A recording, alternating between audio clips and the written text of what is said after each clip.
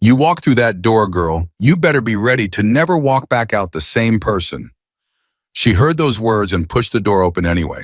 Hannah Parker was 27 years old, $43 in her bank account, and 3 weeks from being thrown out onto the street with her little brother. She had mailed 62 job applications in 2 months, 62 rejections.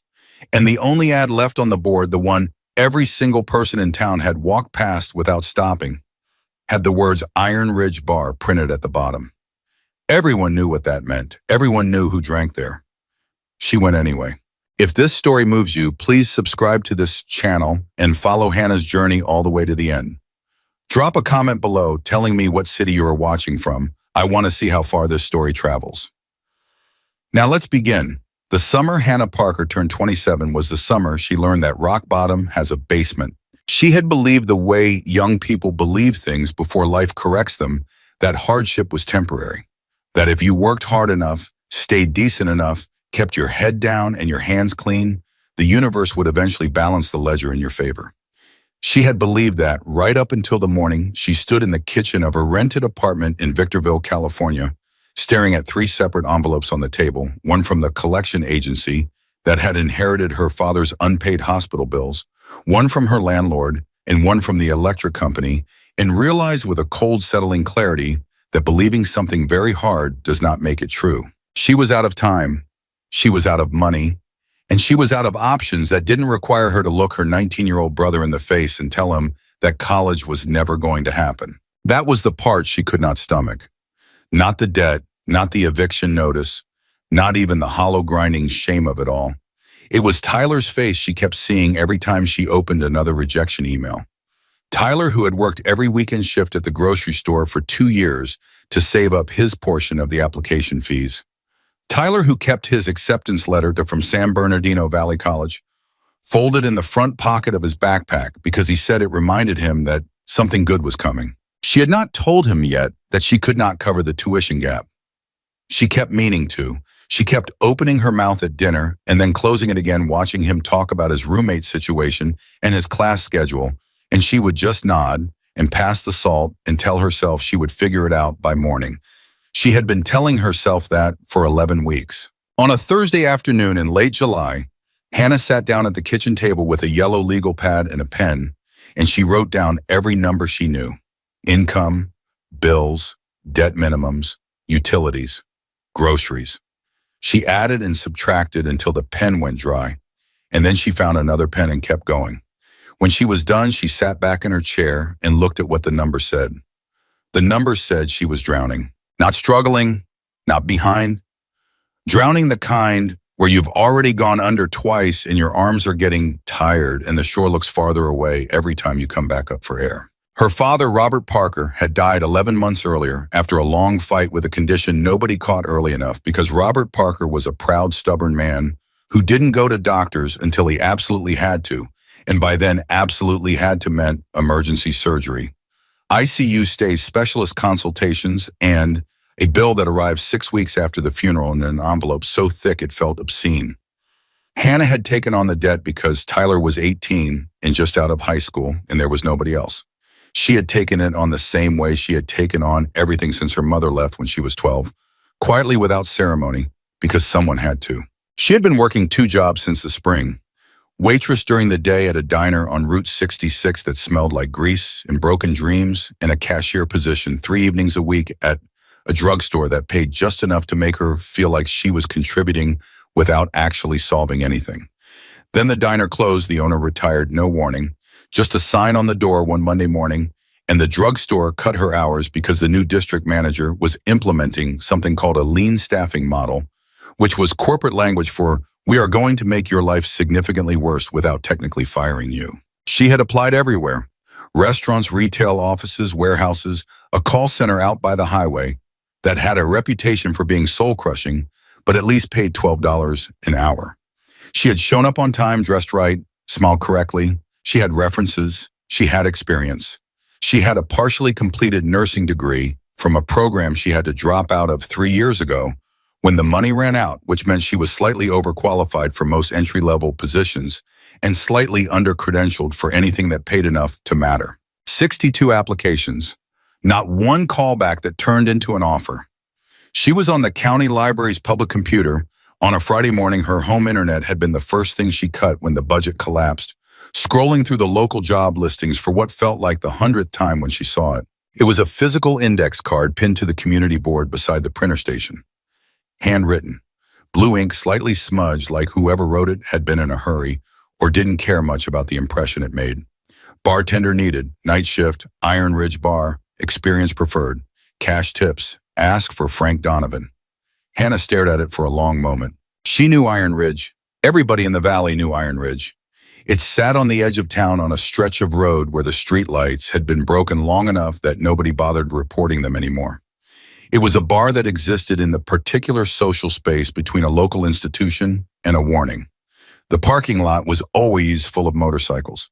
The music was always loud, and the crowd, the primary crowd, the regulars, the reason the place had the reputation it did, were members and associates of a Hells Angels chapter that had operated out of the valley for going on 30 years. People didn't go to Iron Ridge by accident.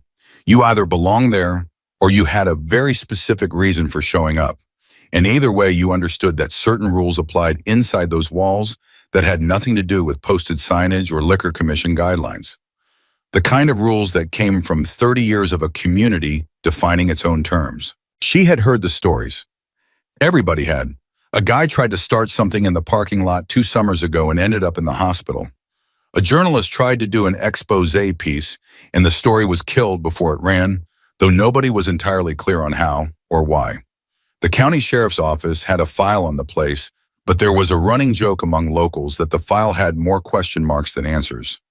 Normal people left that index card on the board. Hannah unpinned it and put it in her pocket. She told herself it was just information. She told herself she was just going to find out what the pay was. She told herself a lot of things on the drive over that Friday evening, dressed in the closest thing she had to bartender. Appropriate clothing, dark jeans, a plain black top, hair pulled back because she'd read somewhere that pulled back hair conveyed competence. She told herself she would take one look at the situation, make a calm and rational assessment, and if her gut said walk away, she would walk away. Her gut said a lot of things as she pulled into the parking lot and saw the rows of motorcycles gleaming in the fading light. Her gut said this is not your world. Her gut said you are 27 years old and your brother needs tuition money and you have $43. Her gut said these two facts are in conflict. She sat in her car for 4 minutes, she counted, then she got out. The bar was loud in the way that certain places are loud, not aggressively, not threateningly, just confidently, the way a place sounds when it belongs to the people inside it and everyone inside it knows it. Music she didn't recognize, heavy and rhythmic, the smell of beer and something fried and leather and cigarette smoke that had spent so many years soaking into the walls it had become part of the building's personality. She walked to the bar. The man behind it was somewhere in his mid-50s, built like someone had taken a tree stump and taught it to pour drinks. He had a gray beard cut short, a leather vest with more patches than she could quickly read, and the particular kind of stillness that belongs to people who have seen enough of the world to stop being impressed by most of it. He was watching her the way a man watches something that doesn't belong in the room he's standing in, not hostile, but precise. "Help you," he said. "I'm looking for Frank Donovan," she said. Her voice came out steadier than she expected, which surprised her. "You found him," the man said. He kept wiping down the bar, didn't stop, didn't slow down. "What do you want?" She pulled the index card out of her pocket and put it on the bar in front of him. Frank Donovan looked at the card. He looked at her. He did not look impressed exactly, but something in his expression shifted just slightly, the way a door shifts when someone tries the handle and finds it unlocked instead of bolted. "You know what this place is," he said. It was not a question. "I know what people say it is," she said, "and you're here anyway. I need the work." Frank set down the rag he'd been using and folded both hands on the bar. He had big hands knuckled and scarred in the particular way that speaks of a life lived physically, not carefully. He looked at her for what felt like a very long time. "What's your name?" he said. "Hannah Parker." "You ever tended bar before, Hannah Parker?" "I waitressed for 4 years. I know cocktails. I know how to deal with difficult customers. I'm fast, and I don't make mistakes with money." "Difficult customers," Frank repeated, and something around the corners of his mouth moved, though she couldn't quite call it a smile. You think you know what difficult customers looks like. I think I know I need this job more than I am afraid of finding out, she said. That landed. She could tell by the brief pause, the half second where Frank Donovan, who looked like the kind of man who was paused by very little, actually paused. He picked up the rag again. Hours are 7 to 2, he said. Tuesday through Sunday. You get a cut of tips from the whole bar at the end of the night, not just your section, because this isn't that kind of place. You don't ask questions about things that aren't your business. You don't judge what you see. You show up on time, and you do your mon, and everybody here will leave you alone. Hannah nodded. And if I have a problem, bring it to me, Frank said. Not to anyone else, not to the police, not to your friends, not to whoever you gossip with on the weekends. To me. You understand that she understood it perfectly. She also understood what it meant that she was being asked to operate inside a different set of rules than the ones she'd grown up with. Rules that required a level of trust she hadn't been asked to extend to anyone in a very long time. I understand, she said. Frank nodded once, slow and deliberate like a man signing a document. You start Monday, he said. She drove home in the dark with the windows down and her heart beating in a way she hadn't felt in months. Not the anxious rabbit pulse of unpaid bills and accumulating failures, but something different. Something that felt dangerously close to alive. She didn't tell Tyler where she'd gotten the job. Not that night. She told herself she would explain it when she knew it was going to work out. She told herself that was the practical choice. It had nothing to do with the look she knew would cross his face. Monday came with the particular weight that new beginnings carry when there's no safety net below them. She dressed in the dark jeans and black top again. She was at the bar 40 minutes early, standing in the parking lot watching the sky change colors, when the back door opened and a younger guy came out to smoke mid-20s patches on his vest that marked him as a prospect still earning his place. He stopped when he saw her.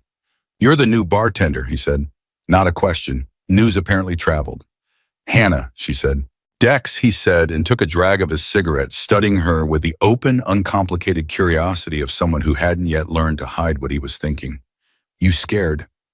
She thought about lying. She thought about the version of herself that said no, of course not, and with a breezy confidence that might buy her some credibility. Then she thought about the 3 envelopes on her kitchen table and the acceptance letter in Tyler's backpack. A little, she said. Dex nodded like that was the right answer. Good, might, he said. Means you're paying attention. He flicked his cigarette and went back inside, and Hannah stood in the parking lot for another 30 seconds before following him through the door. The first shift was chaos, dressed up as a normal Tuesday evening. She was behind the bar before it opened, being shown the setup by a woman named Rita 50s, cigarette voice forearms like a longshoreman who had been covering days and who made it immediately clear that she was not there to hold Hannah's hand. The register's straightforward, Rita said, moving fast, pointing at things without waiting to see if Hannah was keeping up. Tabs open on the name, not the card, because most of these guys don't use cards. You remember who ordered what. You don't let tabs run past 200 without checking in with Frank. Anything breaks, you deal with it yourself and you tell Frank after. How will I know who's who? Hannah asked.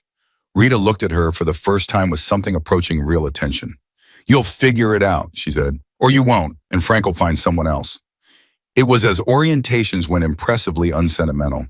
The bar filled fast. By 8 o'clock, it was loud and dense and moving, and Hannah was in it, taking orders, pulling drafts, mixing drinks. She knew from memory, and a few she had to quietly reconstruct from what was in front of her, moving constantly, never stopping, because stopping meant falling behind, and falling behind meant every person at the bar watching her fail in real time. She made small mistakes. She corrected them without making a performance of it. She spilled a glass of beer and cleaned it up in 30 seconds and moved on. What surprised her was the conversation. She had expected not hostility exactly, but a kind of closed territorial silence. What she got instead was people who talked. A lot. Loudly, sometimes profanely occasionally, about things she couldn't follow, but talking, and when she was fast enough with the right drink at the right moment in talking to her. A man named Garrett, who had forearms covered in work-faded tattoos and a laugh that started in his chest, told her about the road trip he was planning to Nevada.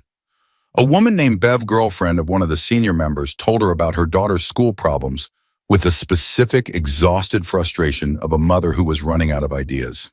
A guy who went by the name Wheels she didn't ask told her that he liked his whiskey with exactly one ice cube, and when she remembered that on his third drink without being reminded, he looked at her like she had done something impressive. Good memory, he said. It's the job, she said. Most people who come through here, Wheels said, looking at his glass, treat us like we're furniture that might bite. You treat people like people. You are people, she said simply. He laughed at that, a real laugh, short and surprised. Frank watched from the far end of the bar, not visibly watching the way experienced men observe things peripherally without appearing to observe anything at all. He didn't compliment her. He didn't criticize her. At the end of the night, when the last customer was gone and she was wiping down the bar with the bone-deep tiredness of someone who has been running on adrenaline for 6 hours, he set a folded stack of bills on the bar in front of her. She looked at the stack. She looked at him. Tips split, even like I said, he told her. You did all right for a first night. All right from Frank Donovan, she was beginning to understand, was the equivalent of a standing ovation from anyone else. She drove home at 2:30 in the morning, with the windows down, again and more cash in her pocket than she had seen in one place in months. She sat in her car in the parking lot of her apartment complex for a few minutes before going inside, and she let herself feel it, not triumph, not relief exactly, but something quieter and more durable than either. She had walked through the door everyone was afraid of. She had stayed, she had done the work, and the world had not ended. It wasn't hope yet. Hope felt too large, too fragile for what she was holding on to in that parking lot. It was something smaller, a foothold, the first small, solid thing she had stood on in a very long time. She went inside and checked on Tyler, who was asleep with his textbooks still open on the bed, and she stood in the doorway looking at him for a moment before she turned off the light and went to her own room. She had 3 hours before she needed to be up. She fell asleep almost immediately, which she realized the next morning was the first time in almost a year that had been true. The second week was harder. Not because of the work she could handle. She had the muscle memory for it now, the choreography of a busy bar service becoming something almost physical, almost automatic. She knew the rhythm. She knew when to push and when to pull back, when to engage and when to stay quiet and let people exist in their own space. What made the second week harder was the testing. It started small. A group of younger associates, mid-20s, all swagger and probing eyes, who came in on a Wednesday and ordered in a way specifically designed to be inconvenient, changing orders after she'd already started making them, asking for things that weren't on the menu, talking over her when she read back their tab. Not aggressive, not overtly disrespectful, just pushing the way people push at new things to see how they hold. She handled it, not with sweetness, not with the performed patience that is actually a form of condescension. She handled it with efficiency and a flat, even tone that made it clear she was not going to be rattled and was not going to pretend the rudeness wasn't happening and was also not going to make a drama out of it. One of the guys, his name was Carver, she'd learn later, and he was the kind of 24-year-old who had spent his whole life being told that confidence and aggression were the same thing, leaned on the bar at one point and said with a grin that had too many teeth in it, "You sure you belong here, sweetheart?" Hannah set down the glass she was holding, looked at him directly. "Dad, my name is Hannah," she said, "and as long as you keep ordering drinks and I keep bringing them, I belong here exactly as much as you do." A beat of silence fell around that corner of the bar. Carver stared at her. Then Wheels, sitting 2 stools down, made a sound that was unmistakably a laugh he was trying to suppress, and the tension broke, and Carver leaned back and picked up his beer and didn't call her sweetheart again. Frank from the far end didn't react visibly, but she caught, just barely, the slight tilt of his chin that she was starting to read as the closest thing he did to approval. The second incident came on Friday. A man she didn't recognize, not a regular, not connected to the club, just someone who had wandered in and misread the atmosphere, got belligerent after his 4th drink. Not toward Hannah specifically, just the general belligerence of a man who had more alcohol than sense and was starting to believe that volume constituted an argument. He raised his voice at the man next to him. He slapped the bar. He used language that made the people around him go deliberately still in the way that precedes action. Hannah was in front of him before she had fully decided to be. "Hey," she said, "quiet, not confrontational. Just present the way you speak to someone who is somewhere between hearing you and not. Hey, look at me." He looked at her. "What's your name?" she said. Something in the directness of it, the simple human question, caught him off guard. "Gary," he said. "Okay, Gary, I'm going to get you some water and you're going to drink it, and then we're going to figure out if you need a cape. Sound good?" It did not escalate. Gary drank the water. 40 minutes later, one of the members called him a bomb and walked him outside without ceremony, and the bar returned to its previous volume. Frank appeared beside her without her hearing him come. "You've done that before," he said. It was not a compliment or a question exactly. It was an observation. "I used to work in a hospital," she said, because it was simpler than the full truth. He nodded and went back to his end of the bar. But she noticed in the days that followed that things shifted slightly. Nothing announced, nothing declared, just a subtle realignment. People holding doors the order in which she was spoken to, small gestures of inclusion from people who had previously looked through her like she wasn't quite solid yet. Wheels started telling her the names of people she didn't know yet before they reached the bar. Bev brought her coffee from the place down the road one afternoon and left it without explanation. Garrett told her a story about his road trip that he clearly hadn't told anyone else yet. She was not one of them. She understood that. She didn't pretend otherwise, but she was becoming something real in the space of these people's days, which is different from being invisible and different from being furniture and different from the quiet desperation of a woman who had been walking through her own life for a year, feeling like she was slowly disappearing. On the third Thursday, the 20th day she had worked at Iron Ridge, she called Tyler from her car after her shift and told him where she was working. There was a long silence on the other end of the line. "Hannah," he said. "I know," she said. "That's the Hells Angels bar." "It's a bar where some of the customers are Hells Angels, yes." "Are you safe?" She thought about Frank's first night, the flat precision of his expectations. She thought about Wheel's surprised laugh. She thought about the way the room had gone still when she walked toward the belligerent man named Gary, and nobody interfered, not because they didn't care, but because they were watching to see if she needed them to. "Yeah," she said. "I think I actually am." Tyler was quiet again. Then, "Is the money okay?" "The money," she said, and she couldn't help the thing that happened to her voice when she said it, "is better than okay, Ty. It's going to be fine." She heard him exhale, long and slow and shaky, the breath of someone who has been holding something for a very long time. "Okay," he said, "okay." She drove home in the warm, dark windows, down the desert air, coming through at 40 miles an hour. And for the first time in longer than she could accurately calculate, she did not run the numbers in her head. The numbers had not changed enough yet to stop mattering. The debt was still there. The bills were still there.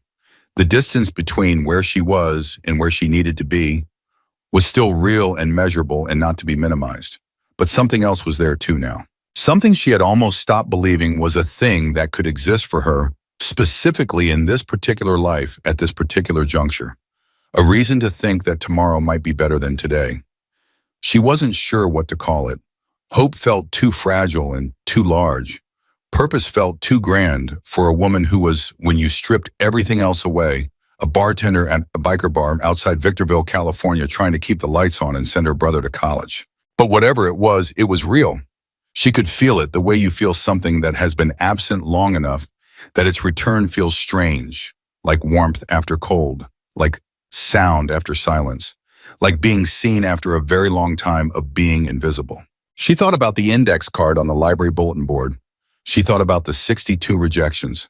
She thought about all the people who had walked past that card and left it pinned to the board because the name Iron Ridge meant a thing to them that meant danger, meant trouble, meant a world they didn't want to touch. She had touched it anyway. And the world she'd found on the other side of that heavy wooden door was stranger and rougher and more complicated than anything she would have constructed from the outside. But it was real, and it was hers.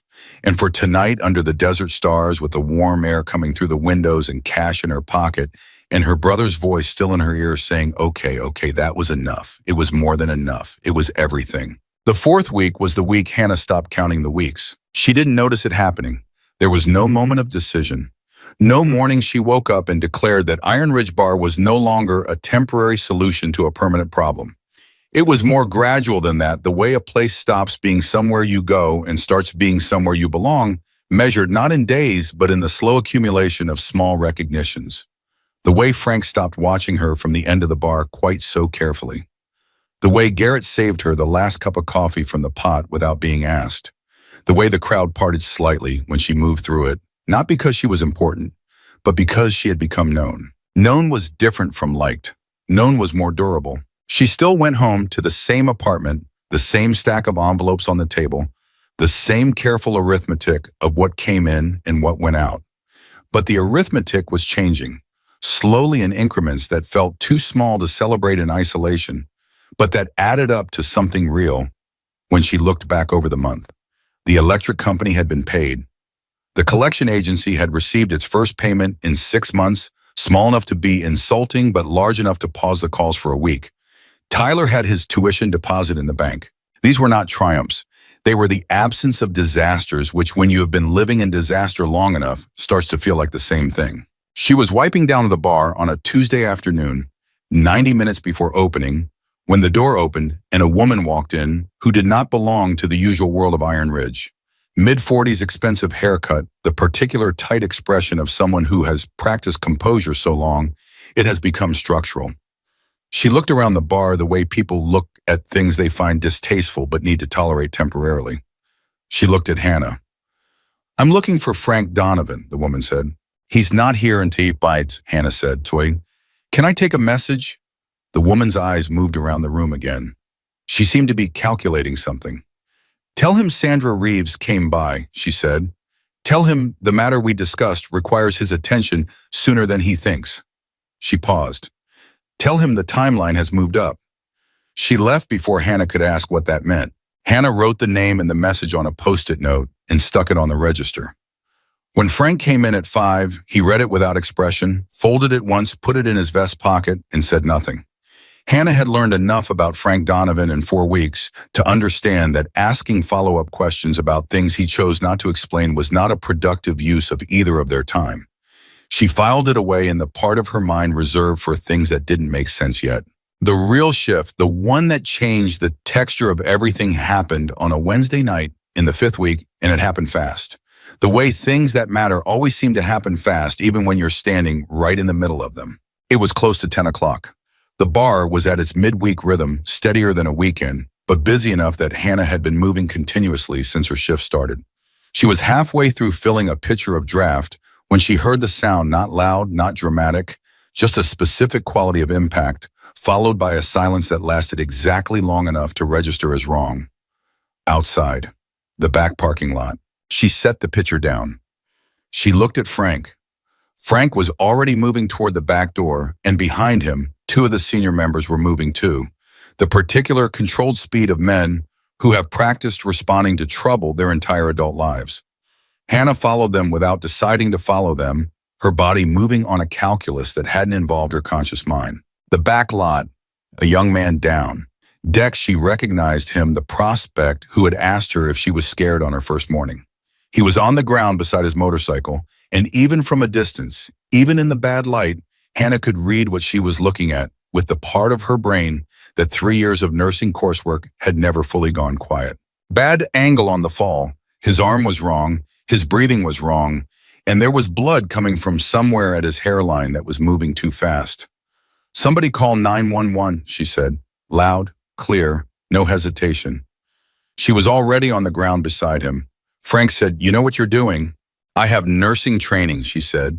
3 years, don't move him." She was checking his pulse, checking his pupils, her hands working from memory, from the part of herself she had put in a box when the money ran out and the program ended, and she had to find something that paid immediately. That part of herself was open now, efficient and focused in a way that felt like relief, like using a muscle that had been still too long. "Dex," she said. "Dex, can you hear me?" A sound, not words, but a sound. "That's good," she said. "That's good. Stay with me." She kept talking. She kept her hands moving. She heard Frank on the phone with the dispatcher, his voice controlled and precise, giving the address. She heard one of the members, Garrett, she thought saying something she didn't fully register, because all of her attention was on the young man on the ground and the arithmetic of keeping him stable until the paramedics arrived. She was not afraid. That was the thing she would think about afterward, the thing that surprised her. She was not afraid at all. She was present in a way she hadn't been in years. completely, utterly present, which is its own kind of gift, even when the circumstances that require it are terrible.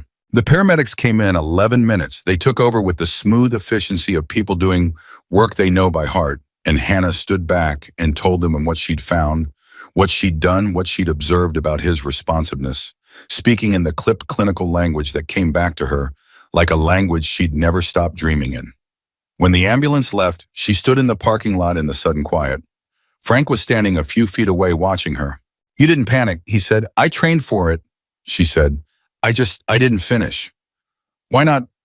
She looked at him. In 4 weeks, Frank Donovan had not asked her a single personal question. Not one.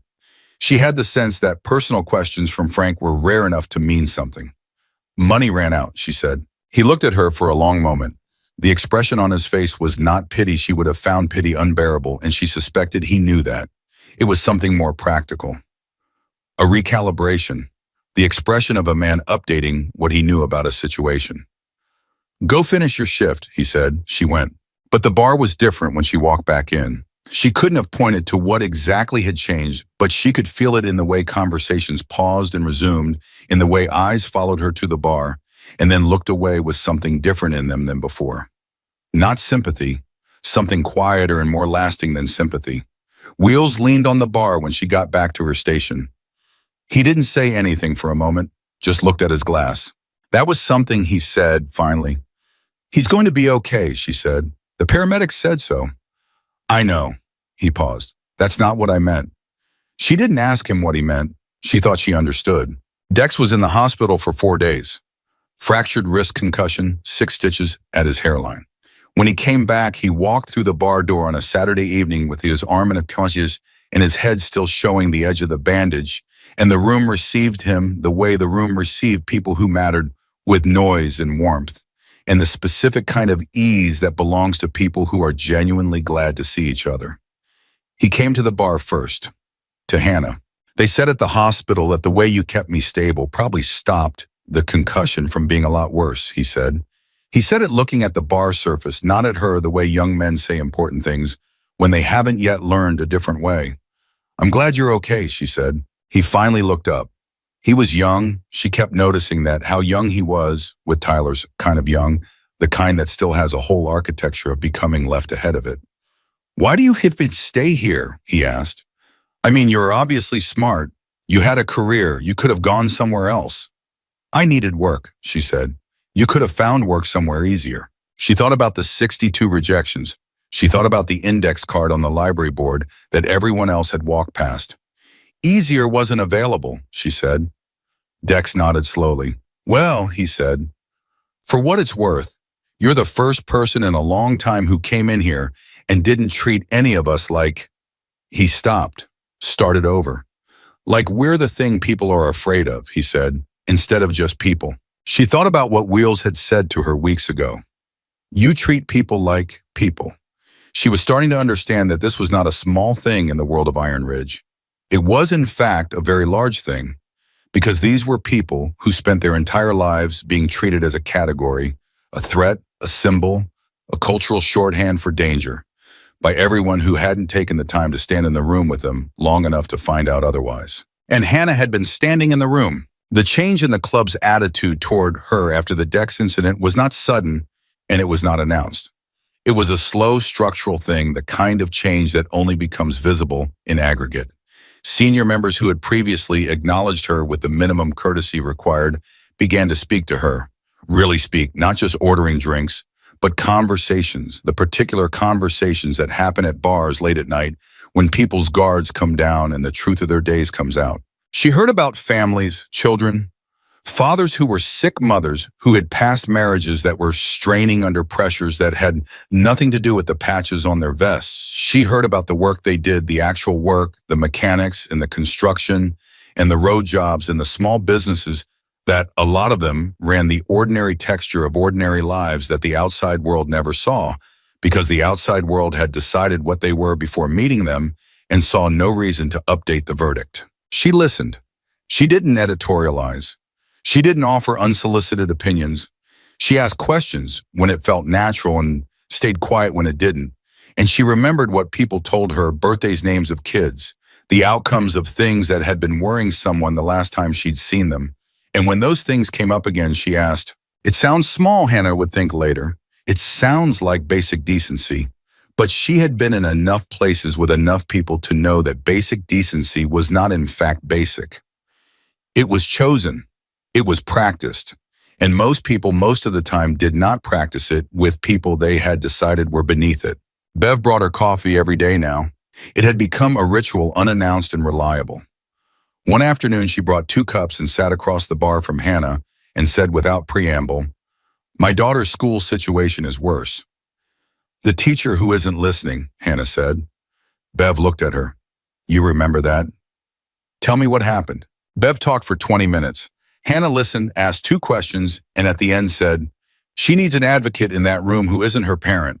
Is there another adult she trusts at the school?" Bev went quiet. "Her art teacher," she said slowly. "She loves her art teacher." "Talk to the art teacher first," Hannah said. "Explain the situation. Ask if she'd be willing to be present at the next meeting with the problem teacher.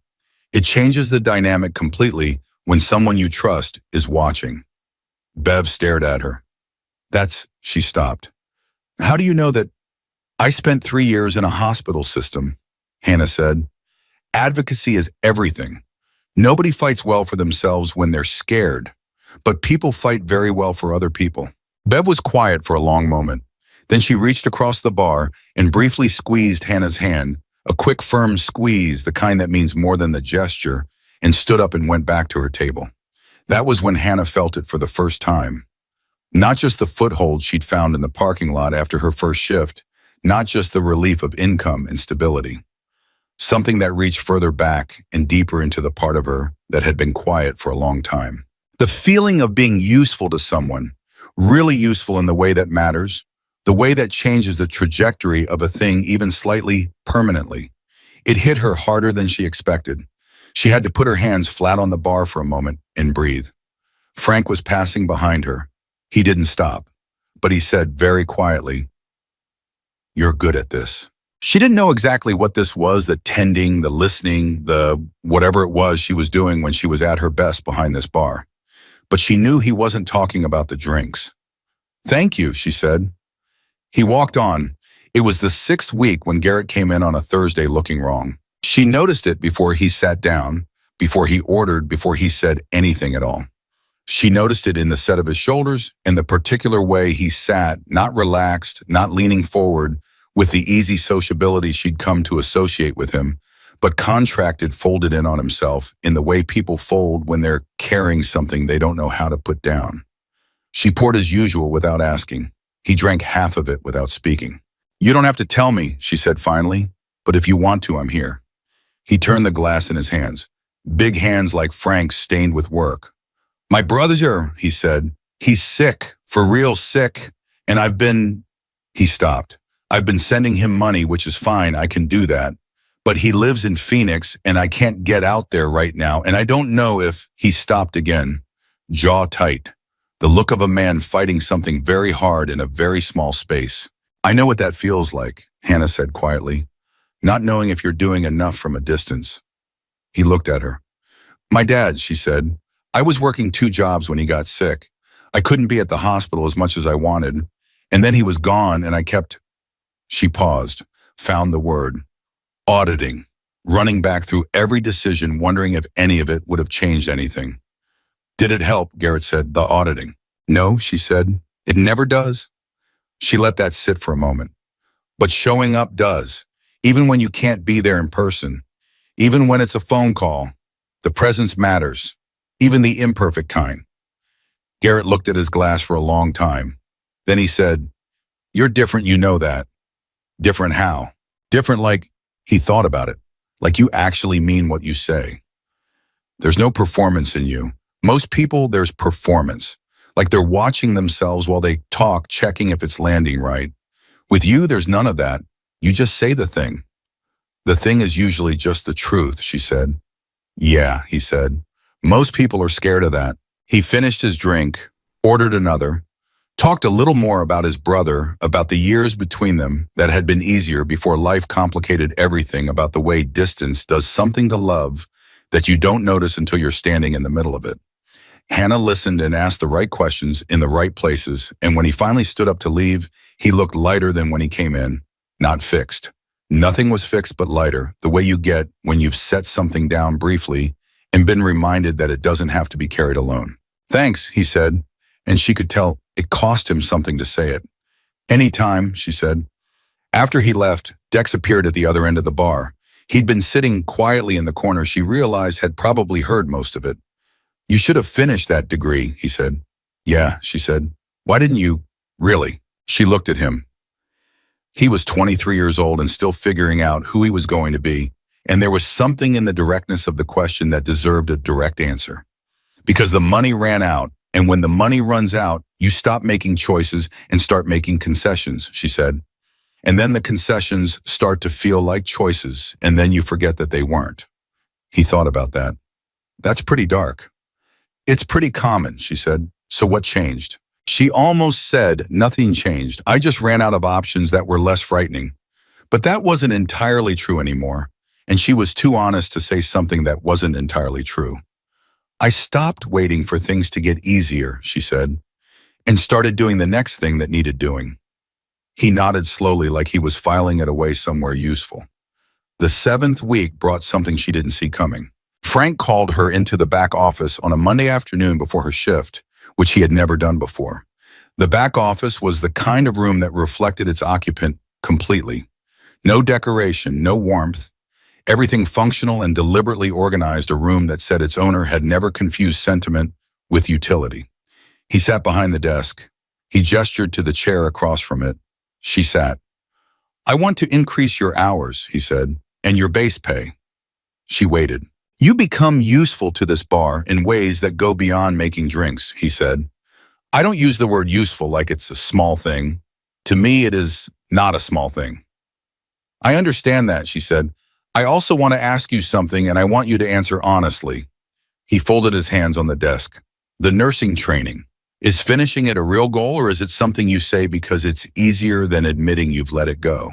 The question was so precise and so unadorned that it landed with the force of something thrown from a short distance.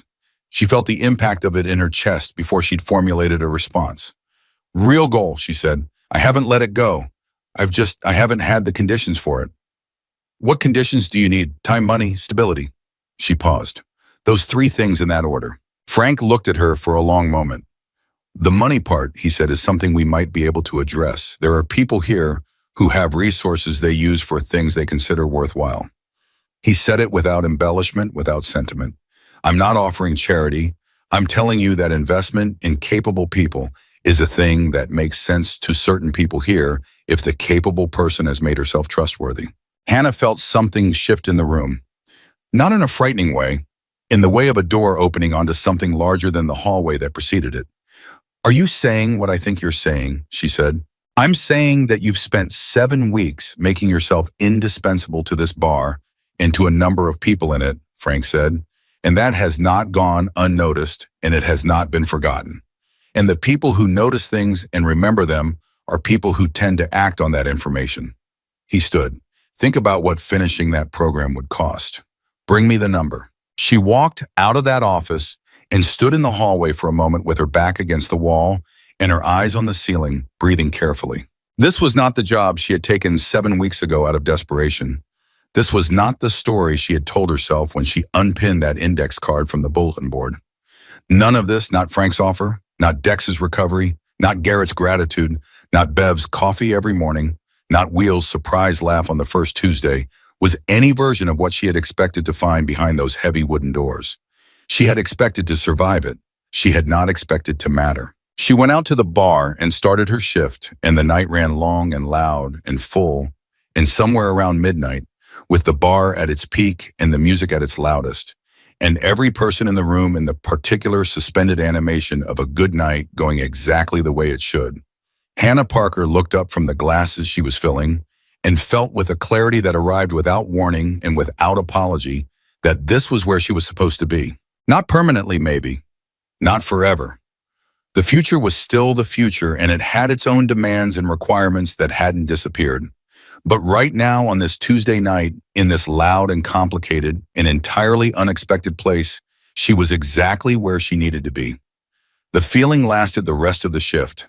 It was still there, quieter but intact, when she locked her car and walked up the stairs to her apartment and checked on Tyler and turned off his light. It was still there in the morning. That was when she knew it was real. And that was the same week the package arrived, the one that would change everything she thought she understood about why she had ended up at Iron Ridge Bar in the first place. The package arrived on a Thursday morning, left propped against her apartment door, with no return address and no postage, which meant someone had delivered it by hand, which meant someone knew where she lived. Hannah stood in the hallway for a full 10 seconds before she touched it. It was a standard manila envelope, 9 by 12, sealed with packing tape that had been applied with more care than necessary. Her name was written on the front in handwriting. She recognized the way you recognize something you've tried to forget, the particular slant of the letters, the way the H curved at the top, like it was leaning away from something. Daniel's handwriting. Her ex-husband had been missing for 4 months. She picked up the envelope and went inside and locked the door behind her and stood at the kitchen table for another moment before she opened it. Inside were documents, printed financial records, spreadsheets, what appeared to be internal emails between people she didn't know, a folded letter in Daniel's handwriting, and a small USB drive taped to the inside back of the envelope. She read the letter first. It was 3 pages front and back, written in the compressed, slightly frantic script of a man writing against some internal deadline. Daniel Parker had never been a careful writer. He spoke faster than he thought and wrote faster than he spoke. And the letter reflected that, sentences running into each other, the logic jumping between points that were clearly connected in his mind but required reconstruction for anyone else. The core of it came through clearly enough. Daniel had been working for the 18 months before he disappeared as a contract accountant for a property development company called Meridian Pacific Holdings. He had been hired to audit their books. What he found instead was a layered, sophisticated fraud operation. Shell companies falsified permits, properties that existed on paper, but not in the physical world. Money moving between accounts in patterns that were designed to look like legitimate investment returns, but were in fact the financial architecture of a money laundering operation connected to at least 2 organized crime groups that operated out of the Los Angeles basin. He had found the real books. He had copied them. And then, according to the letter, he had panicked. He had not gone to the police. He had not gone to a lawyer. He had not called Hannah, who was at the time of his discovery still his wife, still the person he was supposed to call when everything fell apart. He had run.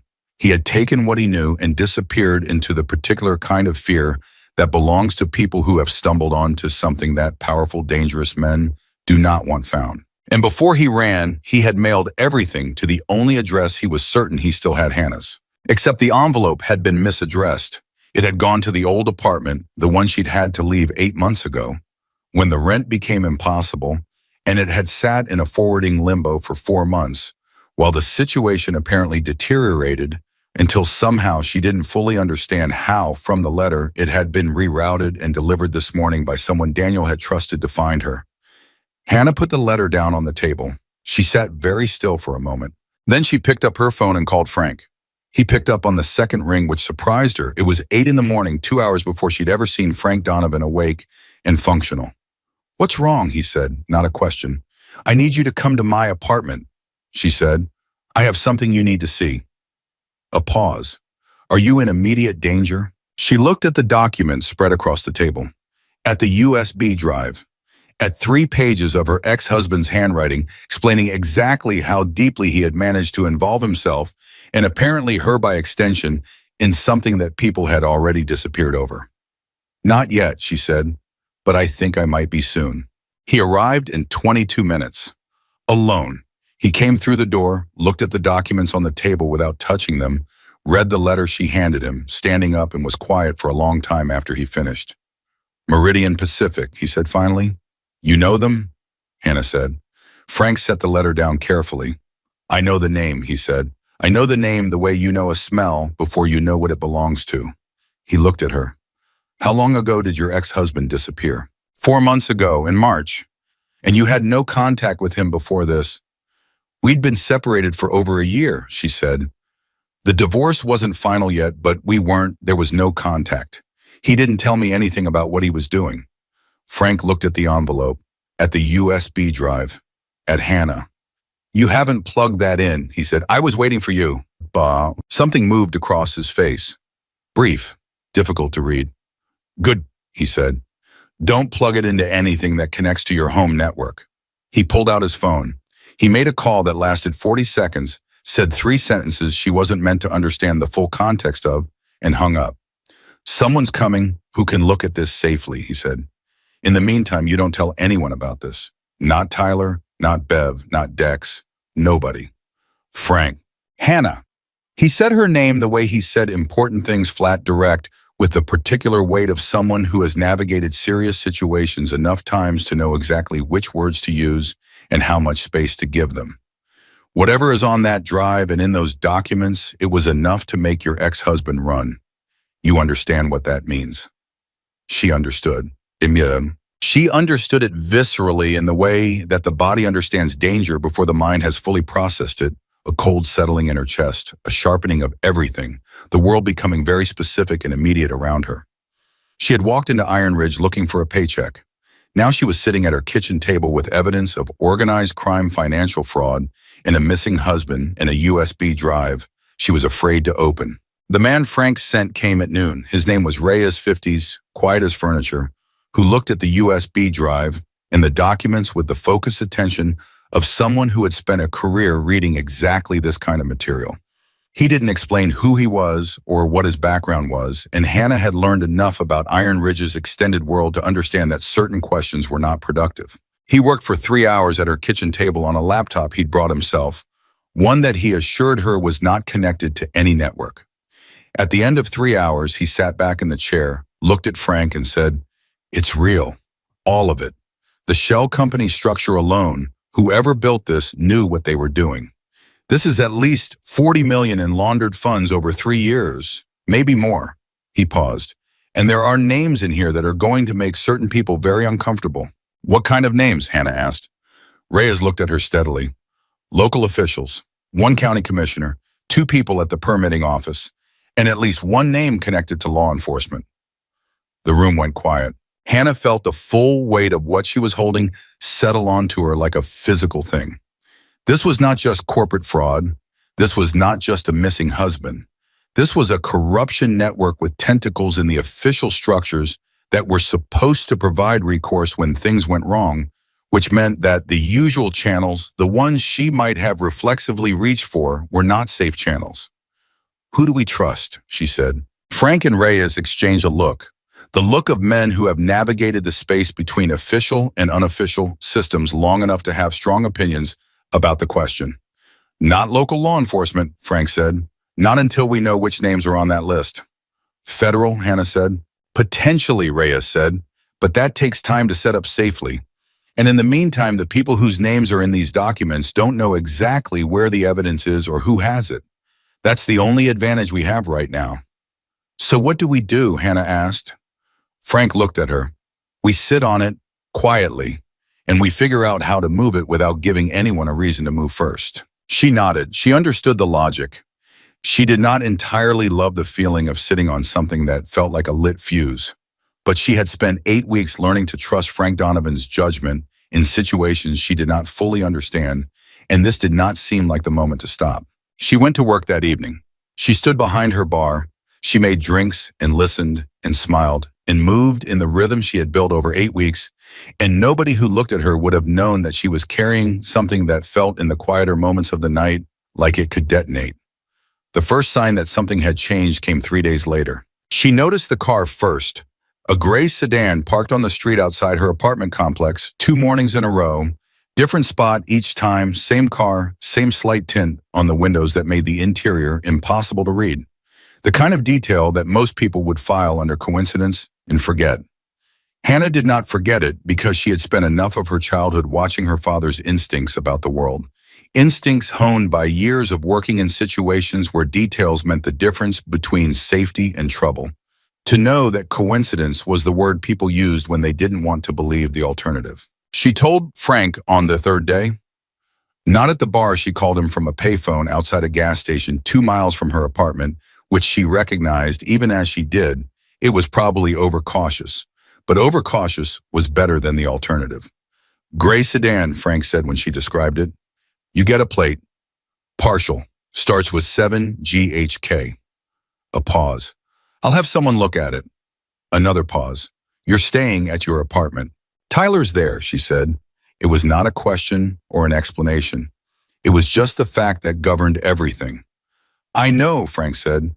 Don't change your routine. If you change your routine, you confirm that you know you're being watched. She hung up the payphone and stood in the heat for a moment and let herself feel fully and without managing it down into something more comfortable.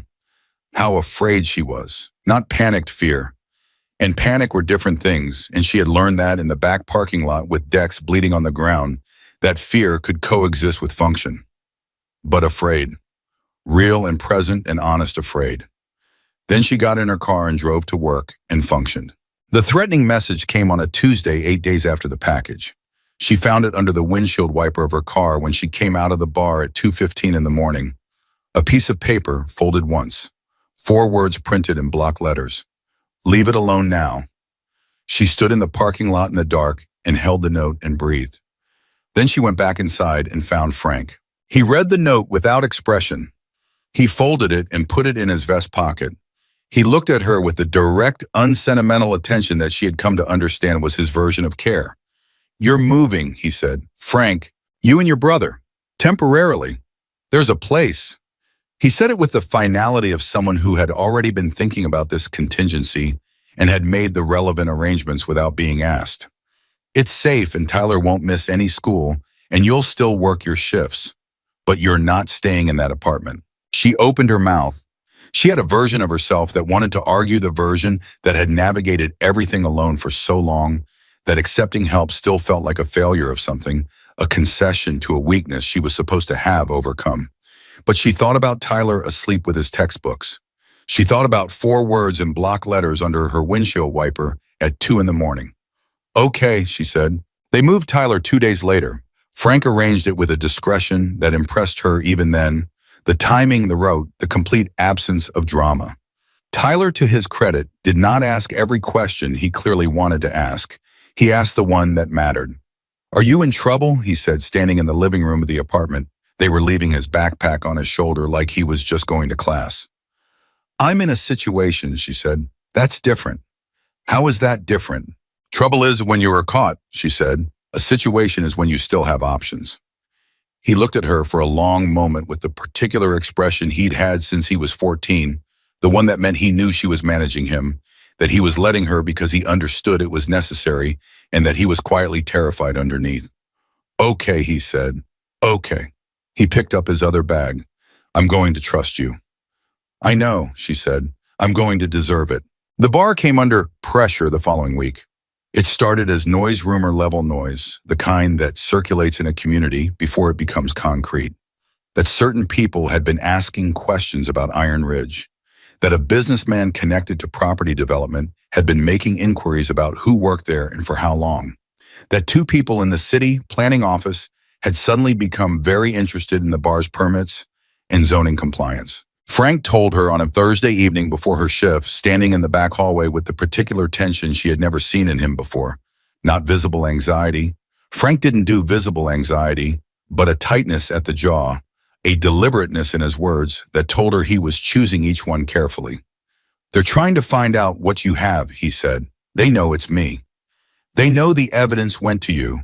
Whether they know you've still got it, that's less clear. What do they want? Same thing everyone wants when there's evidence against them. They want it to disappear, and they want the person holding it to understand the waste of not letting that happen. Hannah processed this. The permits thing, the zoning thing, they're going after the bar. That's one pressure point, Frank said. He said it without self-pity, which she appreciated. It's not the only one they're using. What are the others? He was quiet for a moment. Some of our people have been approached. Individually, people whose families are easier to get to than they are, people being told things about what happens to people who stand in the way. She felt sick. The cold, specific sickness of understanding that your problem has become someone else's problem, that the thing that landed on your doorstep has migrated and is now touching people who chose to stand near you. Frank, she said, If the club wants to step back from this, that's not a conversation that's happening. He said, I'm serious. I brought this here. If protecting me is putting him in Hannah, he said it the way he said things that were finished. Nobody here is doing anything they didn't choose to do. You understand me? She understood him. She understood that there was a code operating here, that she had been watching for 8 weeks the architecture of a community that had built itself on specific values, loyalty being the one you couldn't violate without losing everything else. She had seen it in operation. She had been, without fully realizing it until this moment, the beneficiary of it. She nodded. She went and started her shift. But the conversation with Frank was not the last difficult conversation of that week. It was Carver, the same young associate who had called her sweetheart on her second week and backed down when she pushed back, who brought her the information that cracked the careful containment strategy Frank had built. He came in late on a Saturday, later than he usually arrived, and he sat at the far end of the bar and didn't order immediately, which was wrong. Carver always ordered immediately. She watched him from her peripheral vision while she worked the way Frank had taught her to watch things without appearing to watch. When she finally moved to his end of the bar, he looked at her with an expression she hadn't seen on him before. Something had gone out of the cockiness. What was left underneath looked younger and less certain, and she realized, frightened. What is it? She said quietly. He looked at his hands. I need to tell you something, he said. And when I tell you, you are going to be angry. But I need you to hear all of it before you do anything. Her hands went still on the bar. Okay, she said. 3 weeks ago, he said, keeping his voice low, barely above the bar noise, someone came to me. I don't know how they found me specifically, but they knew my name. They knew my situation. I've got some legal trouble. Nothing huge, but enough. They said they could make it go away. He paused. All I had to do was keep them updated on what was happening at the bar. Whether you were still working here, whether Frank was acting different, whether anyone new had come in. Hannah felt the bottom drop out of her stomach. She kept her face still. She kept her hands still. This was the thing she had learned in 8 weeks, that stillness was a skill, and this was its moment. How long? She said. 3 weeks. What did you tell them? He swallowed. That you were still here. That Frank brought someone in one afternoon he didn't introduce. His voice got smaller. I didn't know what it was about at first. I thought it was club business, something I wasn't supposed to know about. And then last week I started understanding what I was actually doing, and he stopped. I'm telling you because I need you to know before it goes further. They're going to move on the bar. I don't know when, I don't know how, but someone asked me very specific questions about the layout last week, and I told them I didn't know, and I think they stopped believing me. The bar was loud around them. Music and conversation and the particular density of a Saturday night crowd, and in the middle of it, Hannah was standing very still, with the weight of what she just heard arranging itself into its full shape. A traitor inside the circle. Someone feeding information to the people trying to destroy this. Someone whose legal trouble had been the lever that cracked him open. She looked at Carver, who was young and scared, and sitting in front of her, having done a terrible thing, and then having made the harder choice to confess it rather than continue it. And she felt two things simultaneously, the genuine anger and the reluctant understanding that these two things were not mutually exclusive. You need to tell Frank, she said, tonight, right now. You walk to the back and you tell him everything you told me and everything you didn't tell me. He's going to, I know what he's going to do, she said. You tell him anyway, because what you did was wrong and the only way through it is through it. You understand me? Carver looked at her with the expression of someone being offered a door they're not sure they deserve. Will you come? He stopped. Will you come with me? She almost said no. The anger in her was not small. This was her safety, Tyler's safety, Frank's bar, Garrett and Dex and Bev, and all of them exposed because a 24-year-old with legal problems had made the easy choice for 3 weeks before the harder one. But she thought about Garrett in front of his glass. She thought about Dex in the parking lot asking if she was scared. She thought about every person she had sat across from in 8 weeks who had made bad choices under pressure and still deserved to be treated like a human being, navigating a situation rather than a category to be written off. Yes, she said, I'll come with you. She came around the bar. She walked with Carver to the back. She knocked on Frank's office door. And what came out of that room 20 minutes later was not what she had expected when the night started. Frank's anger was cold and efficient and lasted approximately 4 minutes. What came after it was strategy because Frank Donovan was underneath everything a man who responded to crisis by making plans. They're going to move, Frank said, and now we have a window to move first. He looked at Hannah. The evidence, it needs to be out of play before they do, off the table, in the hands of someone who can't be pressured. Who? Hannah said. Frank was quiet for a moment. Then he looked at her with an expression she hadn't seen from him before, not the flat, controlled look of a man managing a situation, but something older and more complicated underneath it. The look of a man choosing consciously and deliberately to trust someone. I know someone at the federal level, he said. Someone I trust. Someone who isn't on any list we've seen. He paused. But it means moving tonight, and it means that after tonight, this gets very loud before it gets quiet. Hannah thought about Tyler. She thought about the acceptance letter folded in his backpack. She thought about her father's medical debt and the collection agencies and the 62 rejections and the index card on the library board. She thought about what it had cost to get here, what it had built, what it meant. She looked at Frank. Tell me what you need me to do, she said. He looked at her for one long, still moment. And then Frank Donovan, who had never in 8 weeks told Hannah Parker anything she didn't need to know, for operational reasons, told her everything. What Frank told her in that back office took 40 minutes and changed the shape of everything she thought she understood. Frank Donovan had known about Meridian Pacific Holdings for longer than Hannah had been working at Iron Ridge. Not the specifics, not the shell companies, not the laundering architecture, not the names of the officials on the payroll, but the company itself, the men who ran it, the particular kind of corruption they represented that he had known about for 2 years, because 2 years ago, a member of his club had gotten tangled in one of their construction projects and had ended up losing everything when the project folded and the money disappeared and the men at the top walked away clean while the people at the bottom absorbed the damage. He had been watching them, quietly the way Frank watched everything peripherally patiently, without telegraphing what he was building. He had contacts he didn't name. He had information he had been accumulating without a clear delivery mechanism. Because the problem with fighting corruption that reaches into law enforcement is that every official channel is potentially compromised, and the cost of guessing wrong is not abstract. Hannah's package had given him the delivery mechanism. The federal contact, she said. Who is it? An agent I've had reason to trust for 15 years, Frank said. She's DOJ, not local. Different chain of command entirely. I've confirmed she's not connected to anyone on Reyes' list. He paused. She's been building a case against organized financial crime in the Southern California basin for 3 years.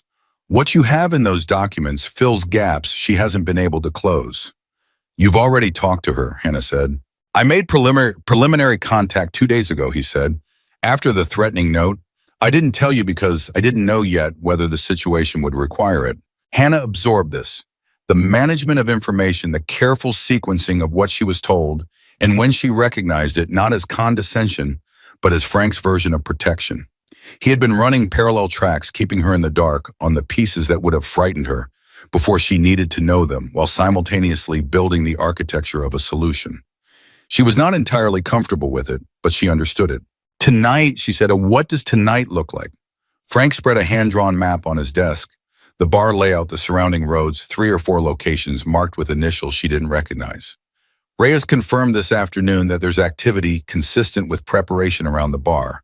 Cars we don't recognize, people making passes on foot. They're not moving tonight, but tonight is the night we move the evidence to the federal contact because tomorrow the window may be closed. Why tomorrow? Because Carver's silence for the past week has made them uncertain. Uncertain people move faster than patient ones. He looked at her steadily. The drive and the documents go with you in your car to a location I'll give you. Alone. No convoy, no backup visible, because if they're watching and they see a convoy, they know what it means. You want me to drive it alone. I want you to drive it alone, he confirmed, because they're watching me and they're watching this building. They're less certain about you right now. Carver told them you were still here, but didn't tell them you had the evidence. They may think it's Frank's problem, not yours. The room was very quiet. Hannah thought about the index card. She thought about walking through the heavy wooden door. She thought about every time in the past 8 weeks she had done the next hard thing because it was the next hard thing, and there wasn't a way around it. "Give me the address," she said. Frank wrote it on a piece of paper. He handed it to her. He looked at her with the expression she had learned to read as the closest thing he did to saying what he actually felt. "You don't have to do this," he said. "You know I do," she said. He nodded once, slow, then everything moved fast. She had 90 minutes before the handoff window. Frank walked her through the route twice, not the direct route, a secondary one that added 11 minutes, but avoided the 2 blocks where the unfamiliar vehicles had been spotted. He gave her a burner phone with one number programmed in it. He told her to text a single letter when she arrived, a different letter. If she was compromised, and nothing at all if she couldn't move. Garrett appeared in the office doorway at some point during the briefing. He had been told Hannah understood what was necessary and no more. He looked at her with the open, uncomplicated expression she'd come to associate with him, not performing calm, just genuinely inhabited by a kind of steady loyalty that didn't require explanation. "I'm going to be on the North Road," he said to her. Not to Frank, to her. "Not following you, just present." "You don't have to," she started. "I know I don't," he said. And that was the whole conversation. Dex was in the hallway. His cast was still on the edge of it, visible below his jacket sleeve. He didn't say anything when she passed him. He just nodded once, the particular nod of someone communicating something that doesn't have words in the available vocabulary. She picked up the documents in the drive from where Reyes had secured them, a waterproof case inside a locked cabinet in the office, practical and unremarkable, the kind of container that announces nothing about its contents. She put it in her bag. She put her bag on her shoulder. She walked through the bar, which was still running at Saturday night volume, all noise and warmth, and the particular suspended animation of a crowd that didn't know that anything had changed. Bev caught her at the door. She didn't know the details. Frank had kept the circle tight, but she knew something was happening, the way people who spent their lives paying attention always know when the air has changed. She grabbed Hannah's arm briefly, not to stop her, just contact the brief firm. Squeeze, that was Bev's vocabulary for the things she couldn't say directly. "Come back," she said. "I will," Hannah said. She meant it. The first 8 minutes of the drive were the longest of her life. She was 2 miles from the bar when she saw the gray sedan. Not the one from her apartment complex, a different one, similar color, different plates, parked on a side street she was passing. It pulled out 30 seconds after she did. Not aggressive, not close, just present in her rearview mirror with the patient certainty of something that has been waiting. Her hands were steady on the wheel. She noted this with a kind of distant clinical interest. The same part of her that had stayed functional in the parking lot with Dex, the same part that had walked toward Gary, the belligerent drunk, while everyone else stayed back. The part that operated outside of panic. She did not speed up. She did not change her route. She kept driving at exactly the speed she had been driving, her eyes moving between the road ahead and the rear-view mirror, measuring distance and pace and the calculus of what she had and what she needed to do with it. The sedan stayed 4 car lengths back. Consistent. She made 2 turns that were on her planned route. The sedan made both turns. Third turn not on her route. A deviation Frank hadn't told her to use, but that she recognized from the alternate path he'd described, a parallel road 2 blocks north. She turned. The sedan turned. She picked up the burner phone and pressed the only number. Frank picked up before the first ring finished. "Talk," he said. "Gray sedan, has been with me for 8 minutes, makes every turn." A pause of approximately 2 seconds. "Keep driving. Don't go to the location. I'm sending you a different address right now. Look for a text in 30 seconds. Frank, if I lead them to the federal contact." "You're not going to the federal contact," he said. "You're going somewhere else first. Drive normal. I'll be back to you in 60 seconds. He hung up. She drove. The sedan maintained its distance with the unhurried confidence of something that believed it had time. The text came. An address she didn't recognize, 6 minutes further east. She drove toward it, and the sedan followed, and she held the wheel and breathed, and thought about Tyler at the safe location with his textbooks and his acceptance letter, and the particular faith he had placed in her when he said, "Okay, I'm going to trust you." She arrived at the new address, a commercial property closed for the night, the parking lot empty. She pulled in. The sedan pulled in behind her, not blocking her, just present. She sat in her car. 30 seconds. A full minute. Nobody got out of the sedan, It sat behind her with its engine running, and she sat in front of it with her engine running, and the parking lot was very quiet and very still. Then headlights swept through the lot from the far entrance. Not one vehicle. Three. Moving with a coordination that was not accidental, spreading out as they entered, covering angles unhurried but precise. She recognized Garrett's truck in the peripheral wash of light. The other two vehicles she didn't know, but the way they moved told her they were Frank's people. The sedan's engine note changed. She heard at a slight elevation in RPM, the sound of a decision being made. Then it reversed. Fast. Backed out of the lot and was gone. Hannah sat in her car for 30 seconds after it disappeared. Then she exhaled long, controlled, the careful release of something she'd been holding since she picked up the evidence case and walked through the bar with it on her shoulder. Her hands were still steady. Her heart was doing something that was probably going to take a few hours to fully settle. Garrett's window came down beside her. His face was visible in the low light, and the expression on it was one she hadn't seen from him before, the specific relief of someone who had been afraid something would happen to someone they cared about, and then it hadn't. "You're okay," he said. It was not a question. "I'm okay," she said. "Frank's got a clean route for you now," he said. 40 minutes. We go in front separate enough that it doesn't look like a convoy. You still drive normal." She nodded. "Hannah." He said her name the way people say names when they mean something larger than the name. "What you're doing tonight, you know that's not nothing." "I know," she said. "Okay," he said. "Let's finish it." The handoff happened in a parking structure downtown 4th level, arranged with a precision that told Hannah the federal agent had done this kind of meeting more than once. The woman was exactly as Frank had described, mid-40s, quiet, carrying the particular compact authority of someone who has spent years doing difficult things without anyone watching. Her name was Agent Marisol Vega, and she took the evidence case from Hannah with both hands and looked at her with an expression that was professional and also underneath the professionalism something more human. "You understand what this does," Vega said. It was not a question either. "Once I log this, it moves. The case moves. People's names start appearing on documents that can't be undone." "I understand," Hannah said. "Including your ex-husband's name," Vega said. "He facilitated this for 18 months before he got scared." That's not nothing in a federal investigation. This was the part she hadn't fully let herself think about until this moment. She had been moving too fast for it, holding it at arm's length with both the busyness of the practical situation and the particular emotional management of someone who had already processed her ex-husband's betrayal of their marriage and had decided she was finished being surprised by what he was capable of. "I know," she said. "He made his choices. The people in those documents made theirs. What I'm handing you is the record of those choices." She paused. "What's in that case should go where it goes based on what it is, not based on who's affected." Vega looked at her for a moment with what felt like genuine appraisal. "Frank said you were solid," she said. "He wasn't wrong." She took the case. She left. And Hannah stood in the parking structure with Garrett a few feet behind her and felt the weight she had been carrying for 16 days since the Thursday morning. She found the envelope against her apartment door lift in a way that was not triumphant, not euphoric, just the clean, undramatic absence of a thing that had been heavy. Done. She thought that was the hardest night. She was wrong. The hardest night came 4 days later, and it started not with a gray sedan or a threatening note, but with a phone call from a number she didn't recognize at 7 in the morning. She picked it up because, after the past 2 weeks, she had developed a policy about unknown numbers that was different from the one she'd had before.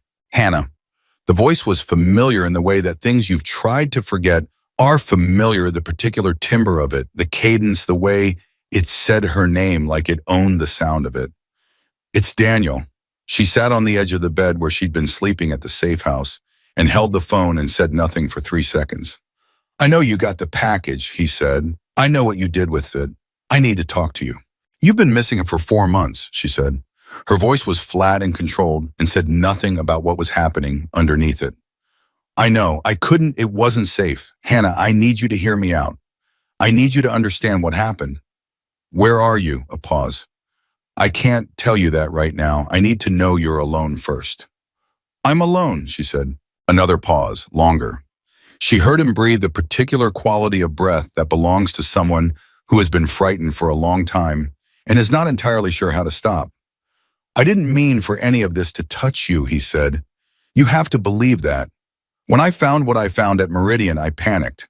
I know I panicked. I know I should have called you. I know I should have. I didn't think. I just ran. And I sent you the documents because you were the only person I trusted to know what to do with them.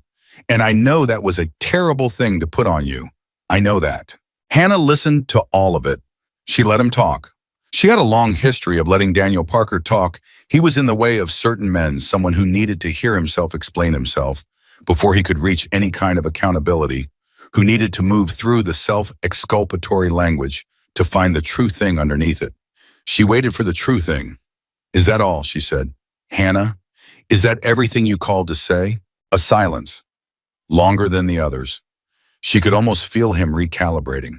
No, he said finally. No, that's not everything. Another breath. The reason I really called is because I need the documents.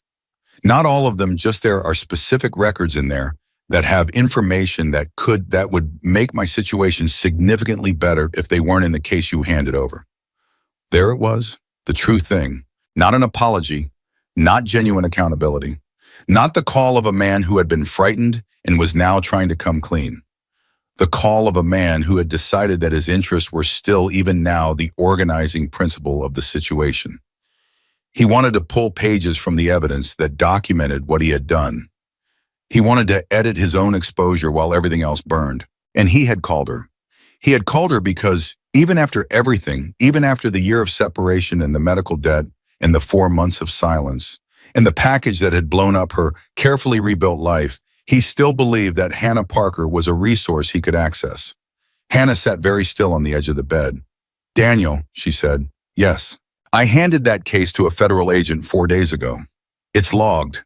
It's been examined by people whose job is to examine exactly what's in it. She paused.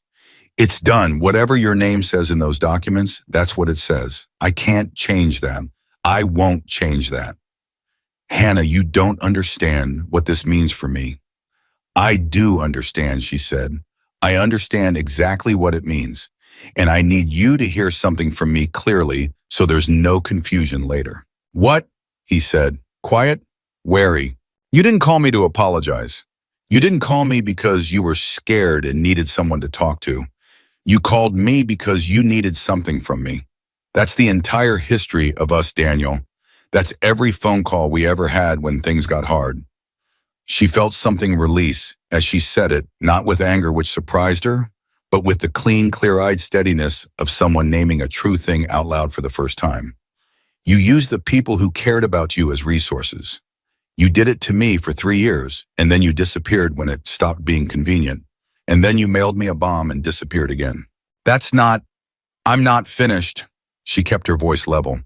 I'm not going to help you disappear from the consequences of what you did.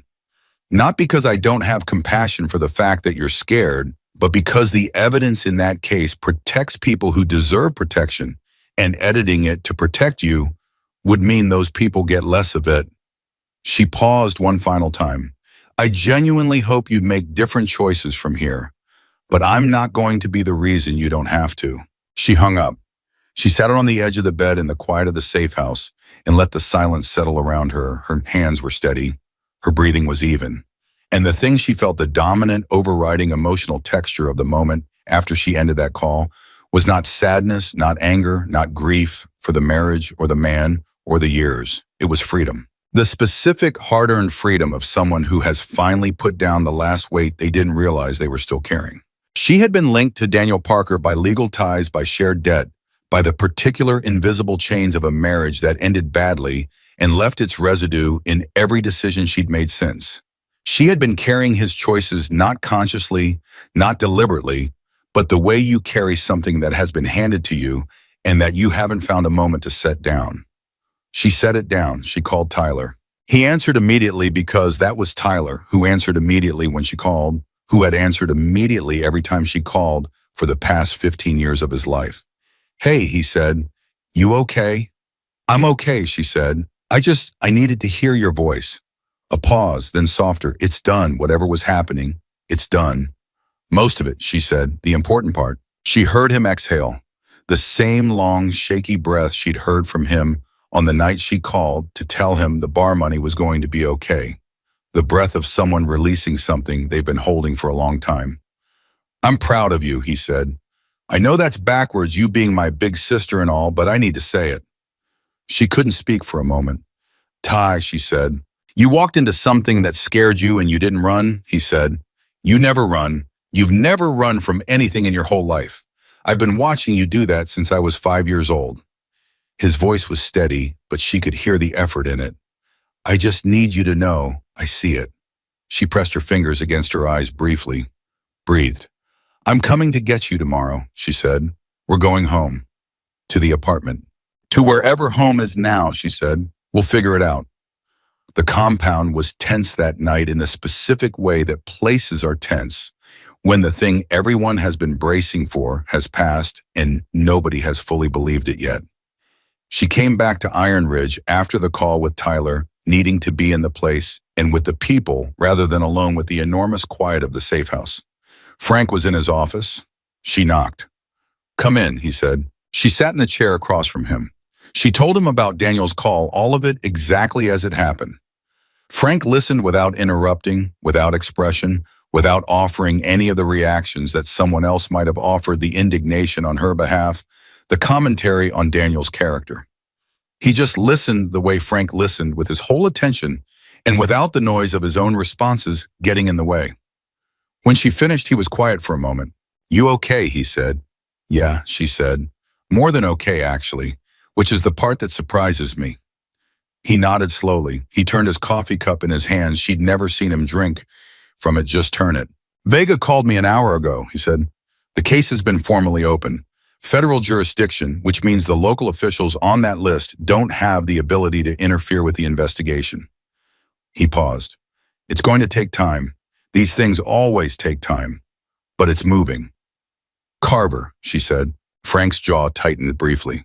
He cooperated fully, gave them everything he knew, every contact, every question he was asked. His legal situation is complicated, but he came forward, which counts for something in how things get weighed. She thought about Carver's face at the bar, the fear in it and the choice is just the fear. It should count, she said. Frank looked at her. You're easier on people than I am, he said. It was not a criticism. It was an observation delivered with something that sounded almost like respect. I just remember that people are usually doing the best they can with what they have in the moment, she said, even when the best they can do is pretty bad. Frank was quiet for a moment. Then he said something she didn't expect. My daughter, he said. She looked at him. She's 24. He stopped, started again. We don't talk much. There was a thing that happened a few years ago that I handled wrong. The way I handle most personal things, by deciding what was best without asking anyone what they wanted. He turned the coffee cup. She reminds me of you sometimes. The way she says the direct thing without cruelty in it. Like there's no gap between what she thinks and what comes out. Hannah said nothing. She understood that this was not a conversation that benefited from commentary. I'm going to call her, he said. This week. I've been finding reasons not to for 2 years. Okay, she said. I'm telling you because if I tell someone, I'll do it, he said. I'll remember you said it, she said. He looked at her with the full weight of the expression he usually kept controlled and managed and deployed in very small doses. You came in here 8 weeks ago with $40 and a dead end, he said. And in 8 weeks you have, he stopped. You have changed things. In this bar and in people in this bar, in ways that don't go back. She felt the burn behind her eyes that she refused to release in Frank Donovan's office. You changed things too, she said. You gave me the job. You took the job, he said. Those are different things. She stood. He stood. And Frank Donovan, who in 8 weeks had not offered her any physical expression of what he felt about anything, extended his hand. She shook it. And in the handshake was everything that had been built between two people who communicated in action rather than declaration. The trust and the respect and the very particular bond of people who have stood in a difficult situation together and found that neither one flinched. She went out to the bar. The night was late and loud and warm, and Garrett waved at her from across the room, and Dex called her name, and Bev raised a coffee cup at her, even though it was 11 o'clock at night, and Wheels was at his stool with his one ice cube and his expression of permanent dry amusement, And she moved through all of it, through the noise and the warmth and the complicated, imperfect, entirely real community of this place. And she felt it with the kind of clarity that only arrives when you've been through something that strips away everything optional. She was here. She was standing. She had done the next hard thing, and the one after it, and the one after that, and the people around her had stood with her, and she had stood with them, and the world had not ended. It had, in fact, opened. The evidence was in the right hands. The corruption network was beginning its unraveling. Her brother was safe. And Hannah Parker, who had walked into this bar 8 weeks ago with $43 and an index card and nothing left to lose, was still here, still standing, still entirely and remarkably herself. The music played, the bar was loud, and outside, without anyone inside fully knowing it yet, the morning that was coming was already different from every morning that had come before it. The investigation moved the way federal investigations move slowly, then all at once. For the first 3 weeks after the handoff, nothing visible happened. No arrests, no headlines, no confirmation from Agent Vega that anything was progressing. Just silence, which Hannah had been warned to expect, but which sat heavily regardless, because silence after action has a particular quality that is difficult to distinguish from nothing happening at all. She went back to work. She tended bar. She drove Tyler back from the safe house on a Sunday morning, and they sat together in the car outside the apartment complex for a moment before going in, and Tyler said, "Is it over?" And she said, "The part that was ours is over." And he nodded and picked up his bag, and that was the whole conversation. They were Parker people, the two of them. They processed things by moving through them rather than around them, by returning to the ordinary before the extraordinary had fully settled, because the ordinary was the thing that needed tending. She told Bev the broad strokes one afternoon over coffee, leaving out the operational details Frank had asked her to hold. Bev listened without interrupting, which was unusual for Bev, and when Hannah finished, Bev sat with her kiwi cup for a long moment and said, "You know what gets me?" "What?" Hannah said. "That you came in here scared out of your mind, and you never let the scared part run the show." She shook her head slowly. "Most people, the scared part gets the wheel eventually. But with you, it's like the scared part just had to ride in the back." Hannah thought about that. "The scared part was always there," she said. "I just couldn't afford to let it drive." "That's courage," Bev said simply. "That's the whole definition of it." The first headline broke on a Thursday morning 4 weeks after the handoff in a regional news outlet that covered Southern California business and municipal affairs. It was small, a 3-paragraph item about federal investigators opening an inquiry into Meridian Pacific Holdings. No names yet, no specifics, just the fact of it visible in the world for the first time, the first evidence that the thing she had carried and feared and fought to deliver had become real in the way that only official things become real, publicly, irreversibly on the record. Hannah read it on her phone in the parking lot before her shift, and she sat very still for a moment, and then she sent a one-word text to Frank. It just said, "Saw it." He replied 11 minutes later with 2 words, "It's moving." She went inside and started her shift and did not tell anyone what she'd read, because Frank had asked her to keep quiet until Vega gave the clearance, and she kept quiet.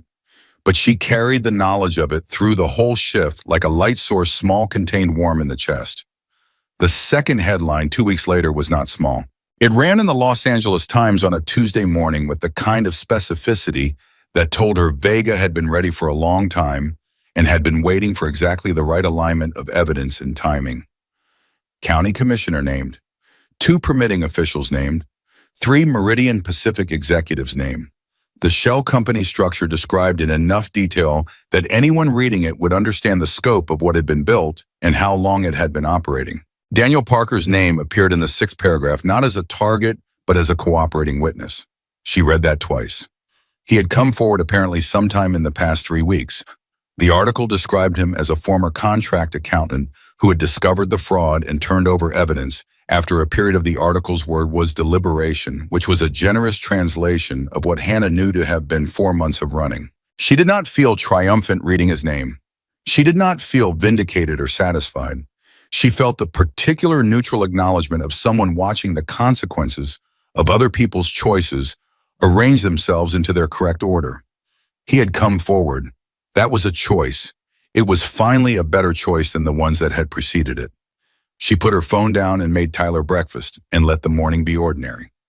The bar was different after the second headline. Not because the crowd changed, the regulars were still the regulars, and Iron Ridge was not the kind of place that transformed itself based on newspaper coverage. But there was a quality of ease that had been absent for weeks, a loosening of the collective tension that had been present since the night of Carver's confession and the drive with the evidence and all the hell-breath days that followed. People laughed more freely. Conversations ran longer. Frank came out from behind the office door more often and stood at the bar with his coffee cup, still not drinking from it, still just turning it, and watched his bar with an expression that Hannah had learned finally to read correctly. Satisfied. Frank Donovan was satisfied, and for a man who expressed satisfaction about as frequently as he expressed most things, it was worth noting. Carver came in on a Wednesday evening, 3 weeks after the headlines. He came in alone, which was unusual, and he sat at the far end of the bar and ordered quietly and looked at the surface in front of him with the expression of someone carrying a weight that hasn't been formally acknowledged yet. Hannah let him sit for a few minutes. Then she moved to his end and leaned on the bar and waited. "I don't know if I'm still welcome here," he said. He said it to the bar surface. "You're here," she said. "That answers it." He looked up. He looked younger than she'd ever seen him, younger than the swagger had allowed, younger than the performance of confidence he'd been wearing since she met him. The performance was gone. What was left was a 24-year-old who had made a bad choice and a better one and was now living in the space between them, which was not a comfortable space. "I keep thinking about what would have happened if I hadn't told you," he said. "If I just kept going because it was easier." "Then you'd still be carrying it," she said, "and it would have gotten heavier." "Would you have found out anyway?" She thought about it honestly. "Probably," she said, "but later, and later might have been too late for some things." He was quiet. "Does that mean I helped?" "Yes," she said. "That's exactly what it means." He looked at her with something in his eyes that was not quite gratitude and not quite relief, but lived in the neighborhood of both. "Why are you being decent to me?" he said. "I put you in danger. I put everyone here in danger." "You also chose to stop," she said. "That choice is part of you too, not just the bad one." She paused. "We're all the sum of everything we've done, Carver, not just the worst of it." He looked at his glass for a long moment. Then he said very quietly, "Thank you." It was the first time she had heard him say those words to another person without a layer of irony protecting him from the sincerity of them. It landed differently without that layer. More real, more costly, the kind of thank you that means something because it came from somewhere genuine. "Drink your beer," she said. "You're going to be okay." The real twist, the one that changed the entire shape of what Hannah thought she understood about how she had ended up at Iron Ridge in the first place, came not from a phone call or a headline or a federal investigation update. It came from Frank on a quiet Sunday afternoon, 6 weeks after the headlines when the bar was closed and she had come in early to do inventory, and found him sitting at a table with 2 cups of coffee, one clearly waiting for her. She sat down. He pushed the coffee toward her. "I need to tell you something," he said, "that I should have told you earlier. I didn't because the timing wasn't right and because I wasn't entirely certain, and I don't say things I'm not certain about." She wrapped both hands around the cup. "Okay," she said. "The index card," he said. "The one on the library board, the bartender ad." She looked at him. "I put it there," he said, "but not because I needed a bartender." He paused. 6 weeks before you came in, a woman named Elena Vasquez, she worked with Reyes. She's connected to the federal network we eventually used, came to me with information about Meridian Pacific. She told me that the company had been trying to identify and locate a specific accountant's wife, former wife, a woman they believed might eventually receive information that could expose the operation. Hannah's hands went still on the cup. "They described her," Frank said. "20s blonde, Southern California Valley financial hardship medical background. Elena told me that if this woman ended up alone and desperate, she would be easy to pressure or to disappear quietly." He looked at Hannah steadily. "Elena asked me to find her first, to give her somewhere safe before the wrong people did." The coffee was warm in Hannah's hands and the bar was very quiet and the world was rearranging itself around her. "You knew who I was," she said, "before I walked in." "Not your name," he said. "I knew the description.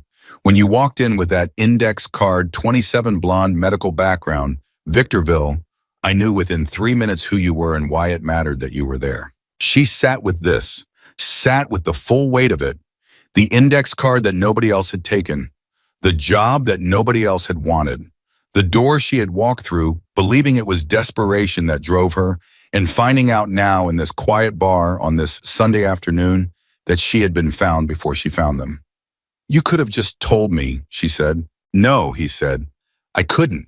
If I told you, you'd have known you were under protection, and that changes how people behave.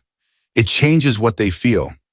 I needed you to be exactly who you were, not someone who was being kept safe, but someone doing the work. He paused. And you were from the first night. You were exactly who Elena said you'd be. Who did she say I'd be? Someone who treats people like they matter, he said. Someone who doesn't perform decency, who just has it. He turned the coffee cup in his hands, the gesture she'd seen 100 times, and for the first time she saw it for what it was. Not restlessness, but the physical habit of a man who thought with his hands, who processed the complex things by turning them. Elena knew that kind of person, given half a chance in a safe place, would do extraordinary things. He looked at her. She was right. Hannah looked across the table at Frank Donovan. The gray beard, the leather vest, the knuckled hands, the face that had spent 50-some years being weathered by a life lived without apology, and she felt something so large and so unexpected that she had to look away for a moment to contain it. She had not been rescued. That was the thing she needed to be clear about and saw it herself. She had not been placed somewhere safe and protected like something fragile. She had been given a door, and she had walked through it herself, and everything that had been built in the months since the trust, the relationships, the moments of crisis met and handled, Dex in the parking lot, Garrett at the bar, the drive with the evidence case, the phone call with Daniel, all of it that had been hers, entirely irreducibly hers. But she had not been alone. She had not been alone from the very first night, and the knowledge of that, the knowledge that someone had seen the shape of her situation and had made a choice to put a door in her path, before the wrong people could close all the doors, that was not a small thing. That was a thing that deserved to be felt fully. Thank you, she said. 2 words. The same weight Carver's had carried, maybe more. Frank nodded once. He drank his coffee, actually drank it for once, which she noted with the specific attention she gave to things Frank Donovan did for the first time. I called my daughter, he said. She looked up. Last week, he said. We talked for 40 minutes. He paused. It was not easy. No, she said. She's coming to visit next month. Hannah felt a smile arrive before she decided to let it. Frank, don't, he said, but there was something around the corners of his mouth. I'm not doing anything, she said. You're doing the face, he said. I don't have a face. You have a face, he said. You've had it since the first week. It means you know something without saying it.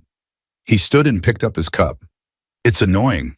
I'll work on it, she said. He walked back toward the office, and at the door he stopped without turning around. The nursing program, he said. The registration deadline for the spring semester is in 3 weeks. I left the information on the bar. She looked over. There was a folded piece of paper beside the register. She didn't say anything. She didn't need to. He went into his office and closed the door. She sat at the table alone for a moment with her coffee and the quiet of the closed bar and the folded piece of paper on the counter, and the full extraordinary weight of the life she was living. Then she got up and picked up the paper and unfolded it, and the numbers were there, tuition grant, registration dates, program requirements, and her eyes moved over them with the focused attention of someone who is no longer counting what they don't have, but measuring what they need and calculating how to get there. The math was different now. Not easy, it was never going to be easy. That was not the shape of Hannah Parker's life, and she had stopped expecting it to be. But manageable, real, the kind of math that has a solution if you're willing to do the work. She was willing. She folded the paper and put it in her back pocket and went behind the bar to start inventory.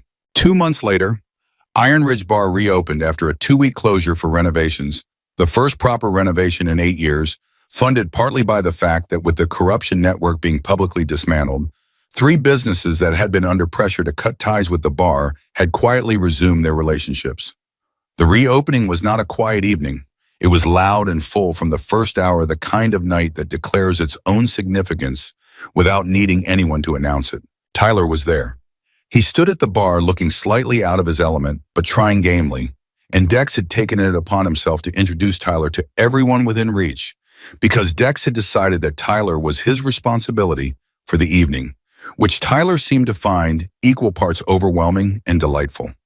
Bev brought her daughter, who was 17 and sulky in the way of 17-year-olds, at places they'd been brought by their mothers until about an hour in, when she ended up deep in conversation with Garrett about his road trip plans and was not sulky at all after that. Garrett told Hannah he'd been to Phoenix twice in the past 2 months.